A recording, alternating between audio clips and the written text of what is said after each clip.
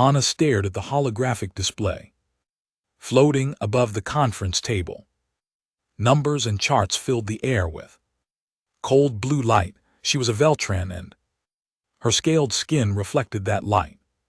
Like polished stone, her people were known across the galaxy for their logic and their skill in war. They did not believe in stories, they believed in facts. The human broke through 3 security checkpoints, Commander Yura said, pointing at the data. Alone, wounded, he saved 17 people before our forces arrived. The other officers around the table nodded. Some looked impressed. Hana felt her jaw tighten. Permission to speak, Commander, she asked. Yura gestured for her to continue. The older Veltran's eyes were tired. She had seen many wars. Hana stood and walked to the display. With a wave of her hand, she brought up new data. This report is 60 years old, she said. The human in question was never properly examined. We don't know if the story is even true. There are hundreds of similar reports. We said. Krellel, a massive Koran warrior sitting at the far end of the table. His species was 3 times the size of any human. I have fought beside humans. They do not stop. They do not surrender because they're too weak to fight properly in the first place, Hana replied. She pulled up comparison charts. Look at the data. Human muscle density is 40% less than Corinth. Their bone structure is fragile. Compared to my people, they have no natural weapons, no armor, no venom. They can't even see in the dark without technology. She turned to face the room. Their only advantage is that they breed quickly and spread everywhere. They're survivors, yes, but they're not warriors. They're average. The legends about them are just that, legends. Stories, not facts. The room went quiet. Commander Yura leaned back in her chair. You don't believe any of it. I believe in data, Commander, Hana said, and the data shows that humans are unremarkable.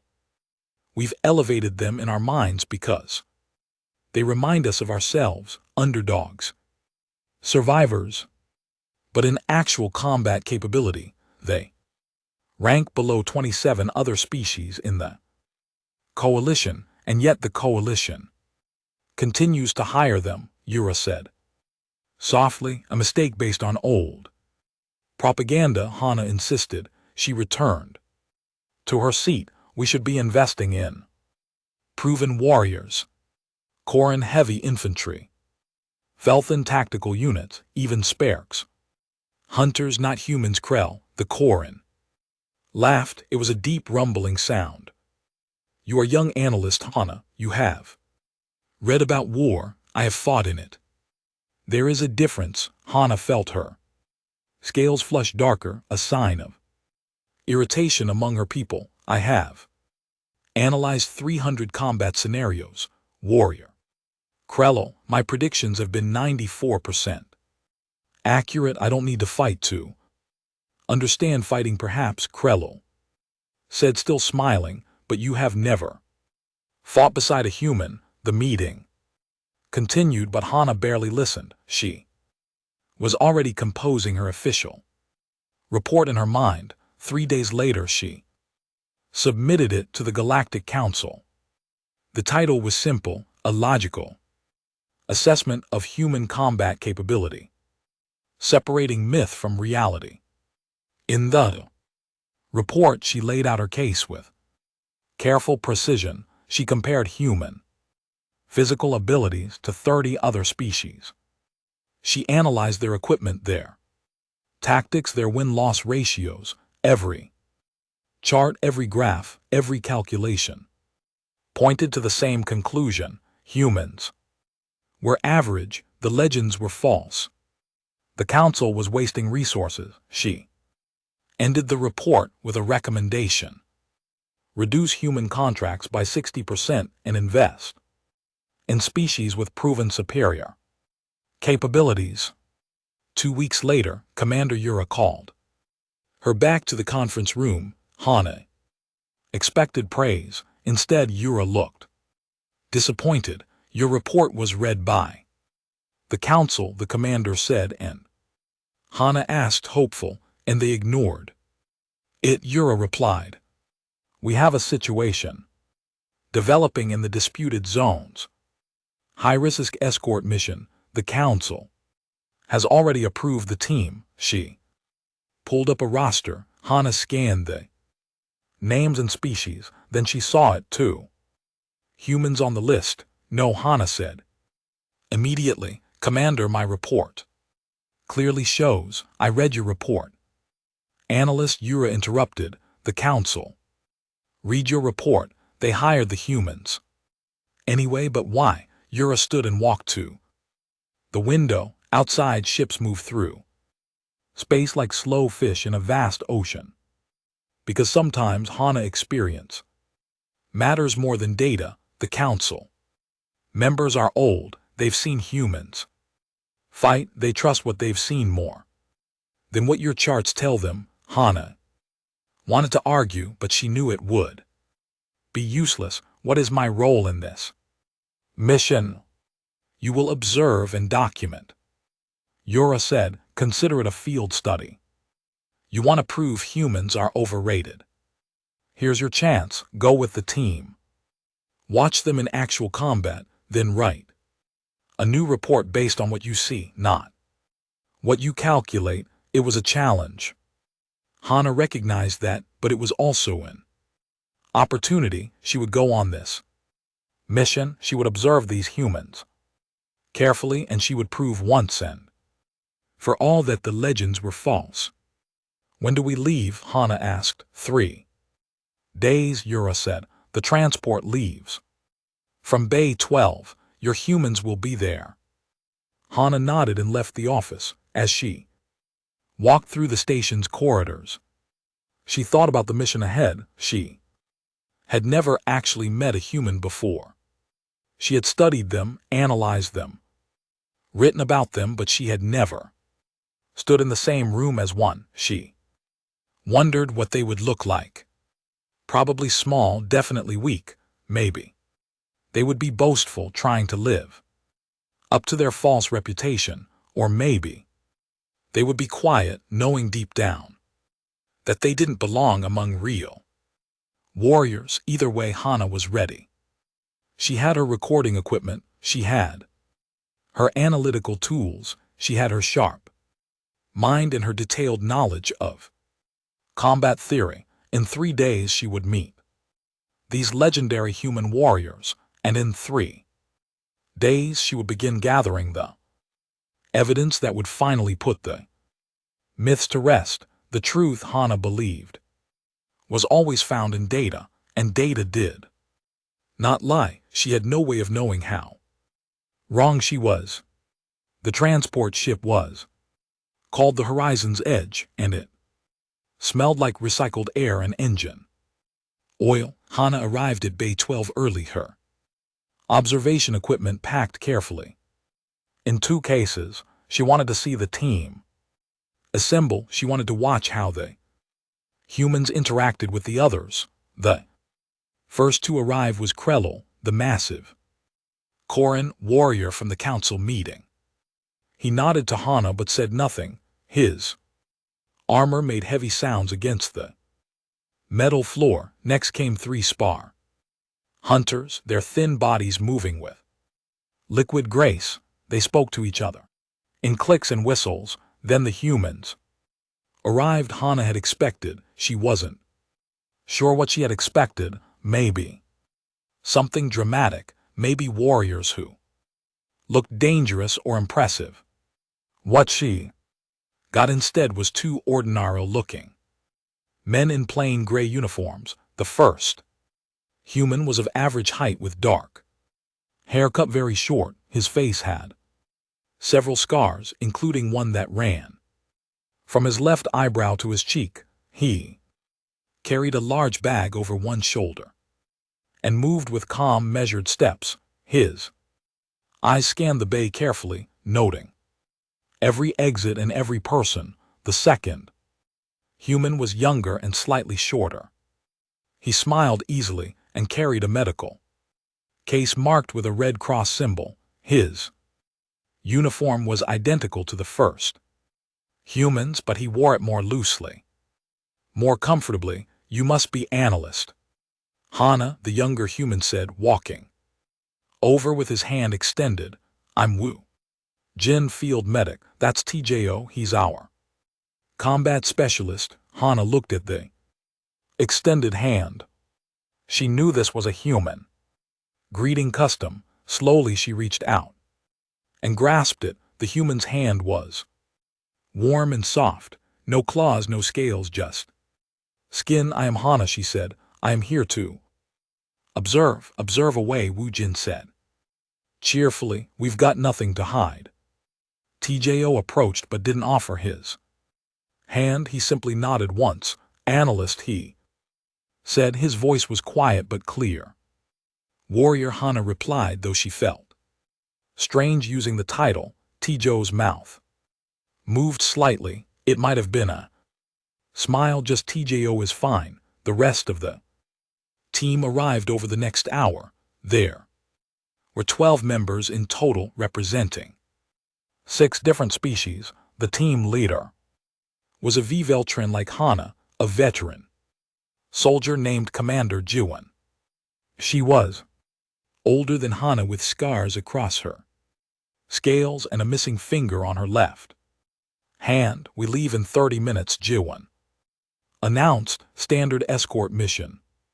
We're taking 3 diplomats to the Sigma-7 colony for peace negotiations.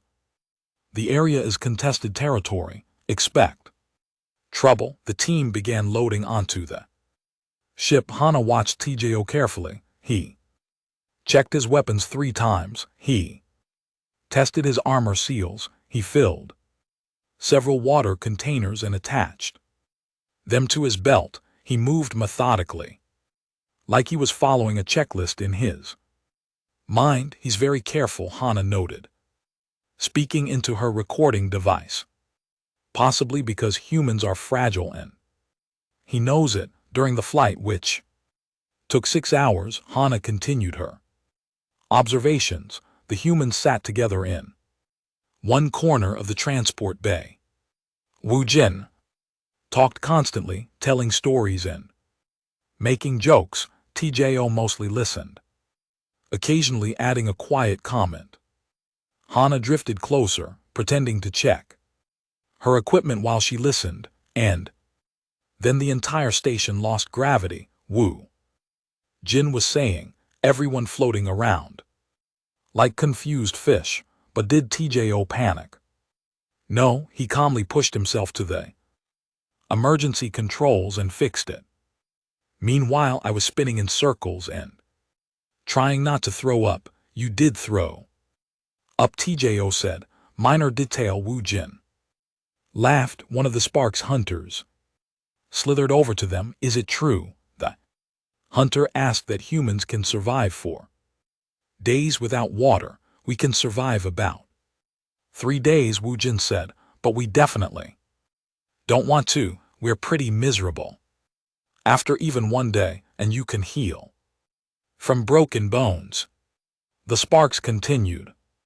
Eventually, TJO said, it takes weeks, sometimes months. The Sparks made a clicking sound of disbelief. I have heard stories that humans can fight with broken bones that your bodies ignore.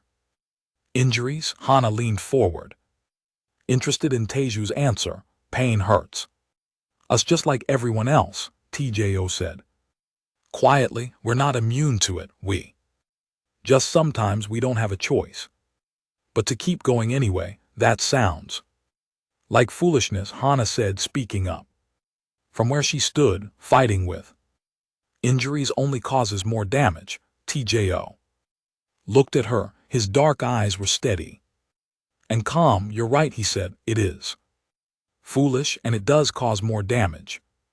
But sometimes staying alive for 1 more minute is worth the damage. Ridiculous, Hana muttered. Before TJO could respond, Krell's booming voice filled the bay. Human Tahoe, I want to test something.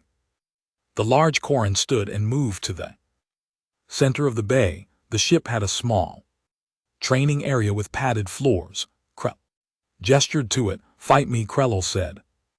Not to injury, just a submission. I want to see if the legends are true. TJO didn't move. I don't think that's a good idea. Are you afraid? Krell asked, grinning. I promise not to hurt you too badly. It's not that, TJO said. We're on the same team. We shouldn't one match.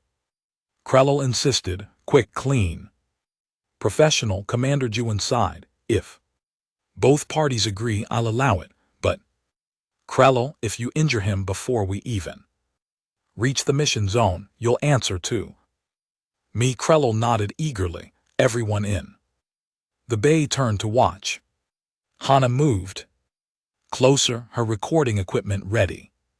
This was perfect. She would capture clear evidence of human physical inferiority. TJO stood slowly. He removed his jacket and handed it to Wu Jin. Underneath he wore a simple black shirt. His arms were muscular but not impressively so. Compared to Krell's massive bulk, he looked like a child. They moved to the padded area. Krell took a combat stance, his huge arms spread wide. TJO stood very still, his hands loose at his sides. Begin when ready, Commander Ju said. Krell moved first, lunging forward with his massive arms reaching to grab Teju. It was a straightforward attack, relying on Koran's strength and size. What happened next took 3 seconds. TJO didn't move back. He moved forward, slipping under Krell's reach. His hand struck Krell's elbow joint. His foot swept behind Krell's knee. His body twisted, using Krell's own momentum against him. The massive Koran warrior crashed onto his back with a sound like thunder. TJO stood over him, breathing normally. Submission, Krell laughed. From the floor, submission, by the void. That was fast. The bay was silent. Hana checked her recording to make sure it had captured everything. It had. Technique over strength, Wu Jin said proudly. TJO's been studying combat for 20 years. Lucky strike, Hana said, but her voice sounded uncertain, even to herself. Krell climbed to his feet. Still grinning, he clasped TJO's shoulder with one massive hand. I like you, human. When the fighting starts, I want you beside me. TJO simply nodded. The rest of the flight was quieter. Hana reviewed her footage again and again. It was just technique, she told herself. Clever fighting. It didn't prove anything about human toughness or endurance, but she noticed something else. Some of the veteran soldiers on the team, the ones who had fought in real wars, watched Tejo with a different expression now. Not fear, not admiration exactly, something else. Something like recognition. Approaching Sigma 7, the pilot announced, landing in 20 minutes. Hana felt her pulse quicken. Soon they would be in actual danger. Soon she would see how these humans performed in real combat. Soon she would prove she was right. Sigma 7 was a dead world that didn't know it yet. The colony had been beautiful once, with tall buildings and green gardens. Now it was a ghost, abandoned by most citizens. When the war came close, empty windows stared like blind eyes. Streets were cracked and overgrown with weeds. The transport landed in what used to be a public plaza. The 3 diplomats they were escorting looked nervous. 2 were like Hana and 1 was a tall, thin Sparex. They wore formal robes instead of armor. They were not fighters. Standard formation, Commander Ju ordered heavy units on the perimeter. Scouts Ahead, humans, you're mid-formation with me and the diplomats. Hana noticed how Jiwon positioned the team. The humans weren't given the most dangerous positions. They weren't put on point or rear guard. They were protected in the middle. She filed this observation away. Even Commander Jiwon, a veteran, didn't truly trust human combat ability. They moved through the city streets in careful formation. TJO walked just ahead of the diplomats, his weapon held ready, but pointed down. Woo-jun walked beside Hana, his medical bag bouncing against his hip. First time in a war zone, Woo-jin asked her quietly. I have trained extensively, Hana replied, keeping her eyes on her scanner. The device showed the surrounding area in wireframe blue. No movement yet. That's not what I asked, Woo-jin said gently. Hana didn't answer. She didn't need to explain herself to a human. The meeting location was a government building 2 km from their landing zone. The first kilometer passed without incident. Birds chirped in the abandoned buildings. Wind moved through broken windows. It was almost peaceful. Hana observed Taeha. Constantly, he moved with the same methodical care he'd shown on the ship. He drank water every 15 minutes. He checked his weapon repeatedly. His eyes never stopped scanning. Subject continues to display excessive caution, Hana whispered into her recorder. Possibly anxiety-driven behavior, consistent with species that knows it is physically vulnerable. They were halfway to their destination when everything changed. Hana's scanner exploded with movement signatures, dozens of them all around them. Contact one of the Sparrow scouts shouted. Then the shooting started. The first volley came from the buildings on both sides of the street. Energy bolts and projectile rounds filled the air with light and sound. One of the Sparrow scouts went down. Immediately, a hole burned through his chest. The other scouts scattered for cover. Krill Raiders, Commander G1 shouted. Defensive formation, protect the diplomats. And GT, the Krill were insectoid creatures, each about the size of a large dog, but with 6 legs and mandibles that could tear through armor. They moved in swarms, fast and vicious. Hana had read about them but never seen them. Now she saw dozens, then hundreds. The team formed a circle around the diplomats.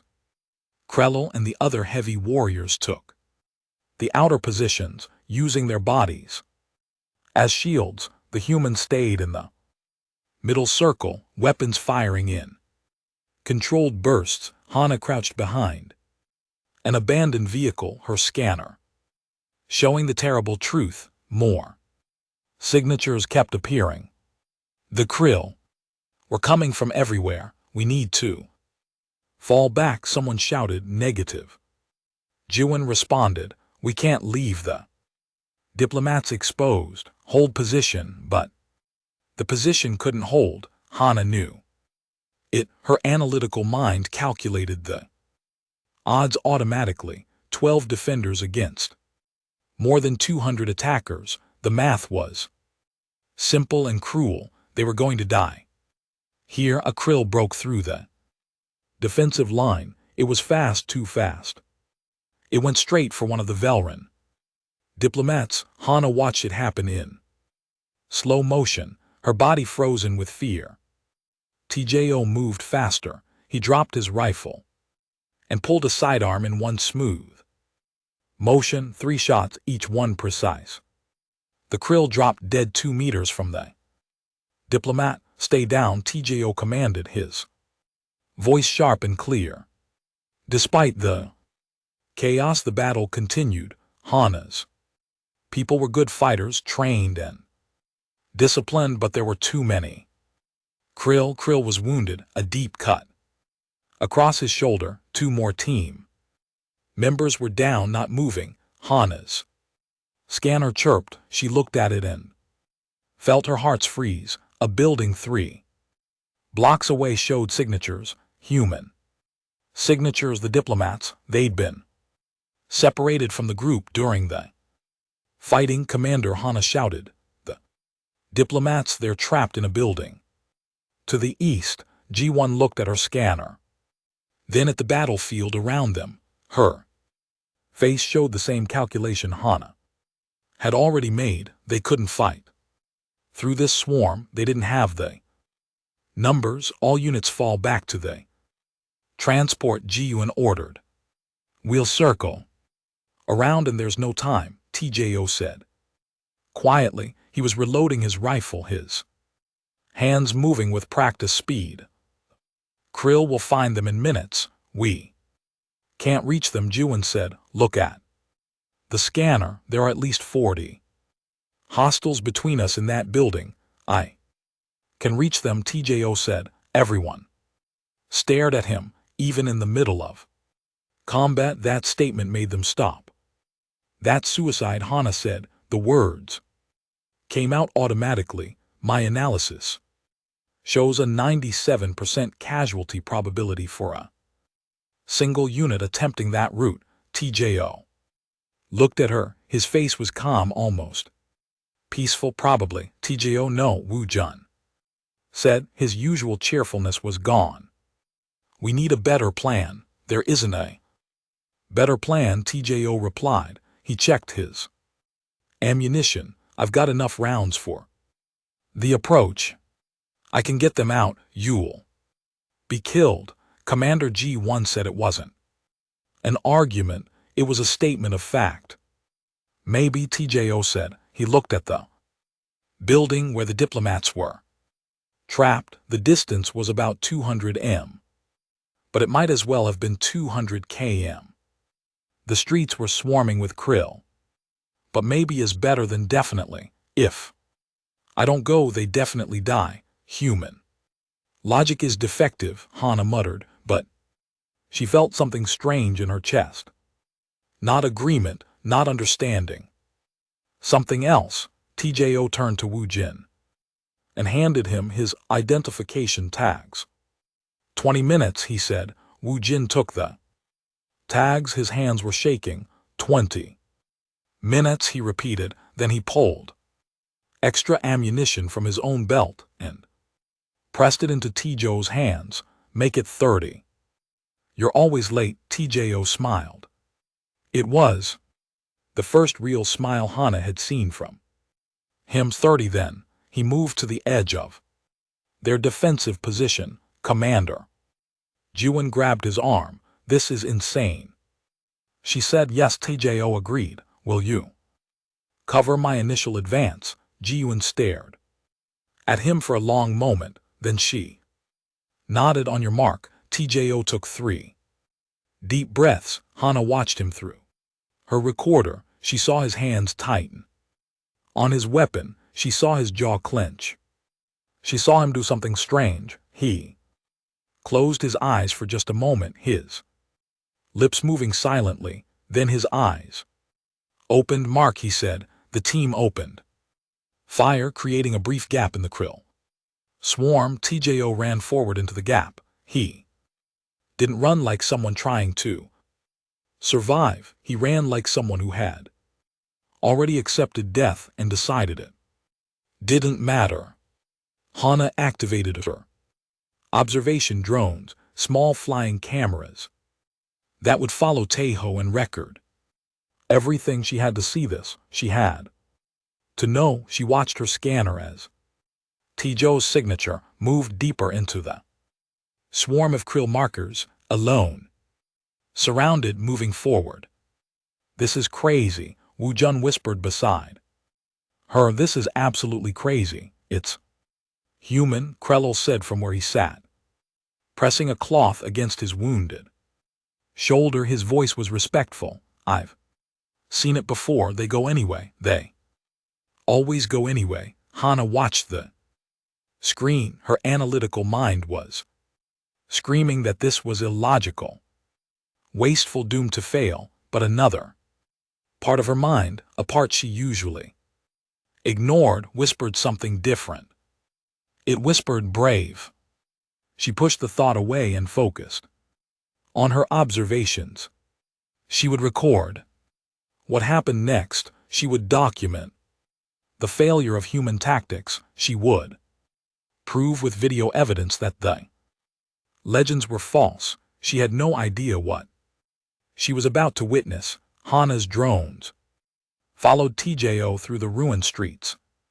The video feeds appeared on her handheld screen in multiple windows showing different angles of the same nightmare.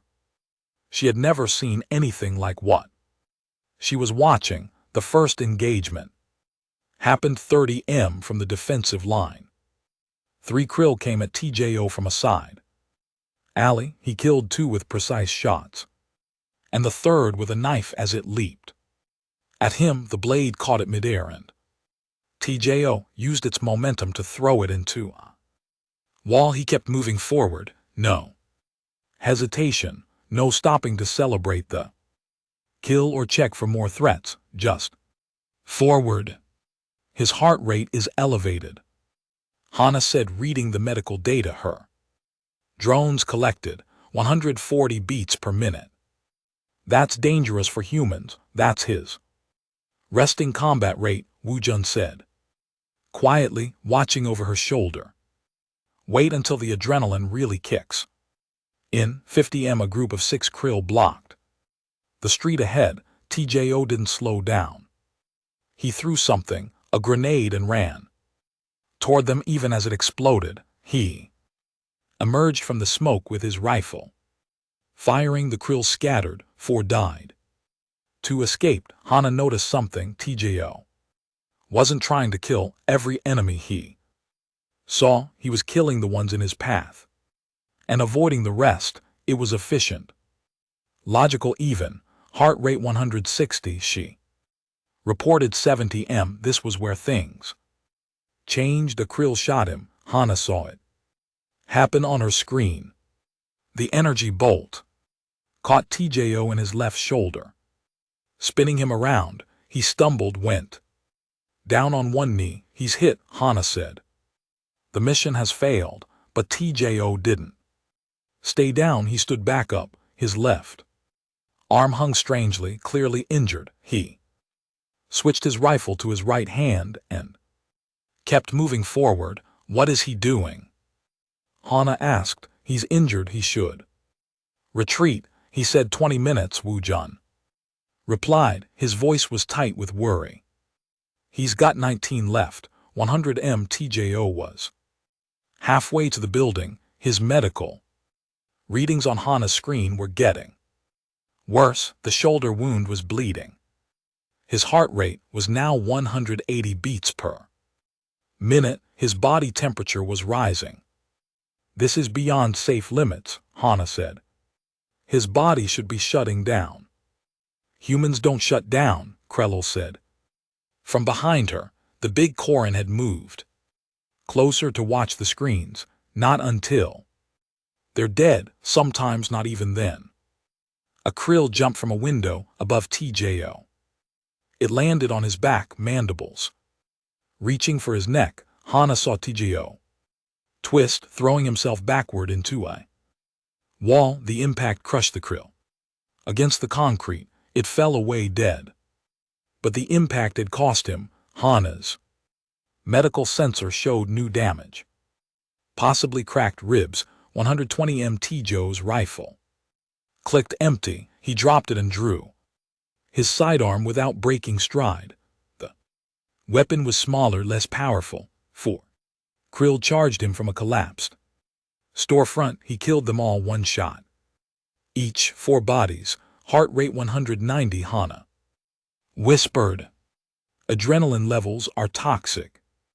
He should be having a heart attack. He will, Woo-jun said softly. Later, if he survives. 150 m. TJO was breathing hard.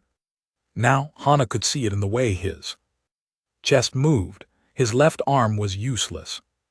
Hanging at his side, blood soaked his uniform. His sidearm clicked empty. He dropped it and drew a knife. He's out of ammunition, Hana said. Now he'll have to retreat, but TJO kept moving forward. A krill attacked from his right. He killed it with the knife. Another from his left. He killed that one too. The blade moved in his hand like it was alive, like he had been born. Holding it, heart rate 200, Hana said. Blood pressure critical, pain receptors are overloading. 170 more krill came. TJO was slower, now visibly wounded. His movements were still precise, but they took more effort. He killed 2 more. A third got through his defense and slashed across his right thigh. Fresh blood appeared. He stumbled but didn't fall. He killed the krill with a reverse grip on his knife and limped forward. Why isn't he stopping? Hana demanded. He's going to die because they'll die first if he does, Woojin said simply. 190 TJO reached the building where the diplomats were trapped. A group of krill were trying to break down the door. There were at least 8 of them. TJO attacked them from behind. They didn't expect it. Why would they? A single wounded human should not be a threat. He killed 3 before they realized he was there. The other 5 turned on him. Hana watched as he fought them in close combat, his knife flashing. It was not beautiful. It was not graceful. It was desperate and brutal and efficient. He killed them all, but the last one wounded him again. A slash across his chest. TJO stood in front of the door, breathing in ragged gasps. His uniform was more blood than cloth. His left arm hung useless. His right leg barely supported him. His heart rate was 210 beats per minute. And then Hana saw something on the video feed that made her breath catch. More krill were coming, a lot more. They had sensed the fight and were converging on the building. He can't fight them all, Hana said. There are too many. TJO seemed to realize this too. He looked at the door behind him, the door he needed to open, the diplomats he needed to protect. Then he looked at the approaching swarm. He put his back to the door and raised his knife. He was going to stand there. He was going to fight until they overwhelmed him. He was going to die defending a door while trying to open it. Hana's analytical mind calculated the time until his death, approximately 90 seconds, but then the door opened from inside. The 3 diplomats stared out at him in horror. They saw the blood. They saw the bodies. They saw TJO standing like a broken wall between them and death. Run, TJO said to them. His voice was hoarse but clear. Go now. The spars diplomats stood frozen in fear. The 2 Velrin grabbed him and pulled him forward. TJO moved with them somehow. Still fighting, he killed 2 more krill. That got too close. He pushed one of the diplomats down as an energy bolt flew over their heads. He was fighting and protecting at the same time. Hana had never seen anything like it. The distance back to the team was 200 TJO half walked, half dragged the diplomats. When one of them fell, he picked them up. The spar diplomat was larger than TJO, but he carried him anyway. His right leg was bleeding badly. His chest wound was deep. Heart rate 220, Hana reported. Her voice was shaking. This is lethal. This should be lethal. 100 From safety, TJO was shot again, this time in his right side. He went down. The diplomat screamed, but TJO stood up. He grabbed the 2 smaller diplomats and pushed them forward. He lifted the spur onto his shoulders and started walking. Again, Hana heard his voice through the drone microphones. He was talking to the diplomats, calm words, gentle words. Almost there, he said. You're going to be fine, keep moving, just a little further. He was dying and he was comforting them. It made no sense. It defied all logic. 50 the team opened fire, clearing a path. TJO walked through it carrying the spur, protecting the other two diplomats with his body. 20 he was limping badly. Each step looked impossible. 10 he reached the defensive line and carefully lowered the Sparex to the ground. He made sure all three diplomats were behind cover. He checked each of them for injuries. Only then did he collapse. Wu Jin was there immediately, his medical equipment already out. I've got you, he said. I've got you. TJO, stay with me. Commander Juan ordered immediate evacuation. The team fell back to the transport ship carrying their wounded. Hana walked in a daze, her eyes still on her screen, replaying the footage. She had watched a human walk 200 through enemy fire. She had watched him fight with wounds that should have killed him. She had watched him keep moving when his body should have stopped. The data was there. The recordings were clear. The medical readings were accurate, and none of it made sense. On the transport as they flew away from Sigma 7, Hana sat beside Wu Jin. He was working on TJO, his hands moving quickly, efficiently. Blood was everywhere. Will he live? Hana asked. Wu Jin didn't look up from his work. Yes, he said, he always does, but the injuries will heal. Wu Jin interrupted. I've patched him up from worse 3 times actually. Hana looked at TJO's unconscious face. It looked peaceful, almost calm. I don't understand, she whispered. Wu Jin finally looked at her. His eyes were tired but kind. No, he said gently. You don't, but maybe you're starting to. Hana spent 3 days reviewing the footage. She watched it in normal speed, then slow motion, then frame by frame. She studied every movement, every decision, every impossible moment. Her quarters were dark except for the blue glow of her screens. The medical data was clear. TJO's body had exceeded every safe limit known to Veltran science. His heart rate had reached levels that should have caused cardiac failure. His blood loss should have led to unconsciousness within minutes. His pain receptors had fired so intensely that they should have shut down his nervous system, but he had kept moving. For 23 minutes he had kept moving. Hana tried to write her report. She started it 6 times and deleted it 6 times. The words wouldn't come. Every time she tried to explain what happened, it sounded like fiction, like the legends she had mocked. On the 4th day, Wu Jun found her in the observation deck. She was staring out at the stars, her reflection ghostly in the transparent steel. TJO's awake, Wu Jun said. He's been asking about the diplomats. They're fine, Hana replied. Automatically, minor injuries, they'll fully recover. That's good, Wu Jin said.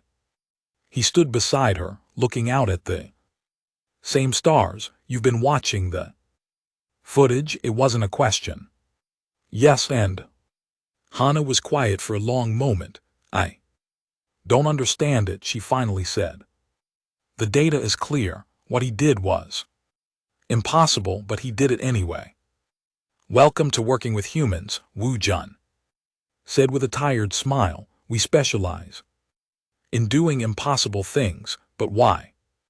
Hana turned to face him. Why would he risk his life like that for diplomats? He didn't know, for a mission that wasn't even critical to his survival. Wu Jun thought about this because they needed help, he said simply, and he could provide it. That's enough for most humans. That's not logical. No, Wu Jin agreed. It's not, but logic isn't everything. Sometimes you need something else, something that says this matters more than my safety. This matters more than the odds. This matters, so I'll do it anyway. He patted her shoulder gently and left. Hana stood alone in the observation deck for another hour, thinking. On the 5th day she went to the medical bay. TJO was awake, sitting up in bed. His chest was wrapped in bandages. His left arm was in a sling. He looked pale and tired, but his eyes were clear. Analyst Hana, he said when he saw her come in. She entered slowly, feeling strangely nervous. I came to see how you were healing. Slowly, TJO said, but Wu Jin says I'll be fine. No permanent damage this time. This time, Hana repeated. You've done this before. A few times, TJO admitted. It's part of the job. Hana sat in the chair beside his bed. She had a recording device, but didn't activate it. This conversation was just for her. I watched the footage, she said, all of it, multiple times, and I don't understand, Hana said honestly. I don't understand how you survived. I don't understand why you went in the first place. I don't understand humans at all. TJO smiled slightly. That's fair. We don't always understand ourselves. The data says you should have died, Hana continued. Your body was breaking down. Your injuries were severe. Your ammunition ran out. Everything was against you. Yes, TJO said simply. So why did you keep going? TJO looked out the window at the stars. He was quiet for a long time. When he spoke, his voice was soft.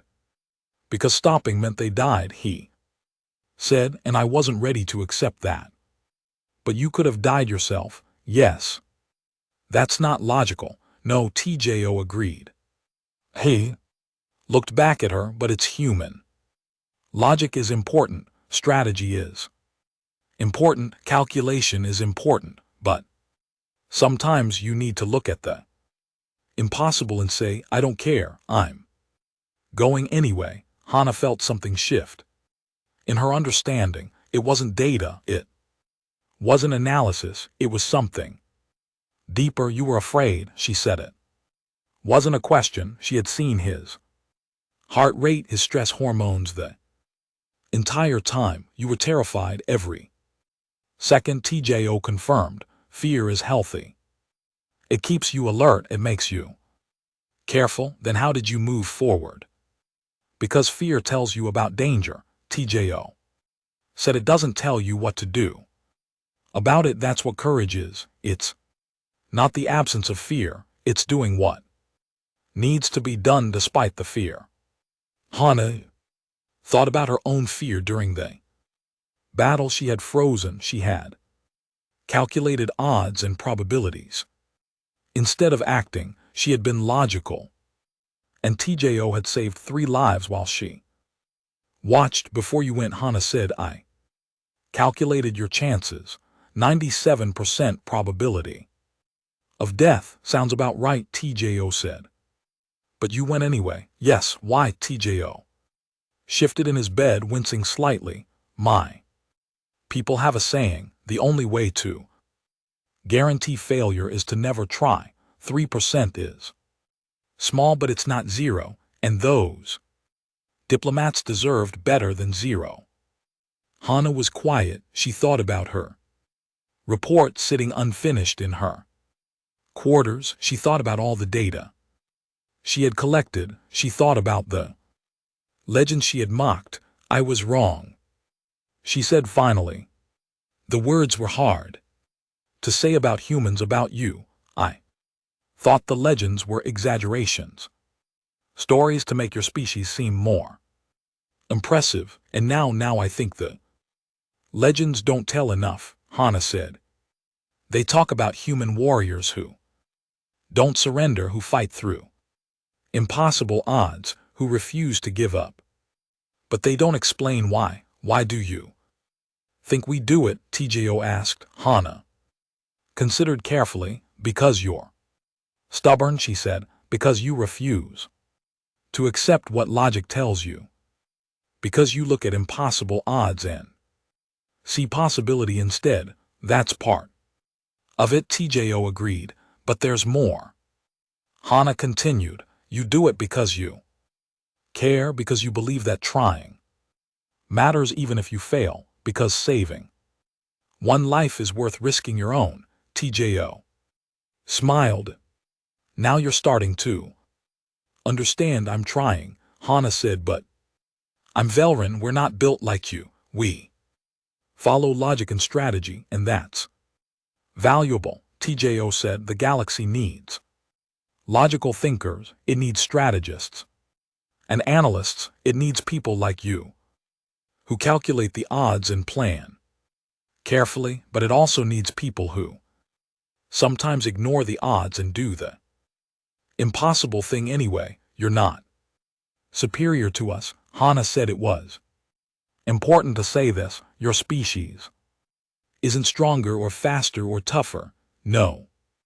TJO agreed easily. We're not just as stubborn, TJO finished.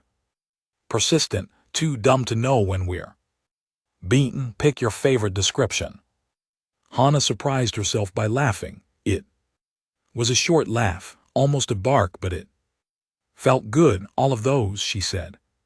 She stood to leave, then paused. TJO, thank you for what? For showing me that data isn't everything, Hana said. For teaching me that sometimes the most important things can't be measured or calculated. You're welcome, TJO said. And Hana, for what it's worth, your analysis wasn't wrong. I probably should have died. I got lucky. Luck had nothing to do with it, Hana said firmly. What you did was skill and determination and courage. Don't diminish it. TJO looked surprised, then he nodded slowly. Thank you, analyst. Hana returned to her quarters and finally finished her report. It was different from what she had planned to write, very different. She titled it A Revised Assessment of Human Combat Capability, Understanding Will Statistics. In the report, she included all her data, the medical readings, the tactical analysis, the probability calculations, everything that showed human physical inferiority. But then she added her conclusions, and those conclusions were not what she had expected to write. Human warriors are not superior in any measurable physical capacity, she wrote. They are weaker than Corinth, slower than Sparax, less armored than Veltran. By every objective metric, they should be ineffective combatants. However, I have updated my assessment based on field observation. Humans possess a quality that cannot be measured in laboratory settings or calculated in strategic models. They possess the ability to continue when logic says they should stop. They fight not because they are strong, but because they refuse to accept defeat. This is not a physical advantage, it is a psychological one. But in combat, psychology often matters more than physiology. My previous recommendation to reduce human contracts was based on incomplete data. I was measuring the wrong variables. I was looking at strength when I should have been looking at will. New recommendation: when a human warrior tells you they will complete a mission, believe them. They may not be the strongest or fastest or most efficient, but they will not stop trying until they succeed or die. For most missions, this Reliability is more valuable than superior physical capabilities. She marked the file with a new designation. Priority recruitment humanity.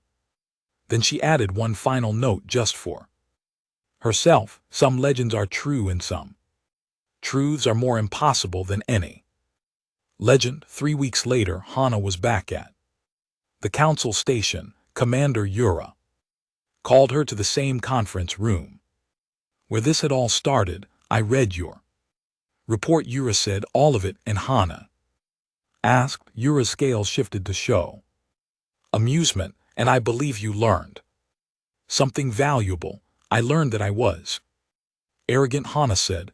I learned that data without context is meaningless. I learned that some things can only be understood by witnessing them. Good lessons, Yura said. The council was impressed with your work. They want you to do more field studies with other species. Hana nodded. I would like that. But Commander, I have a request. Yes, if there are any missions that require a human warrior,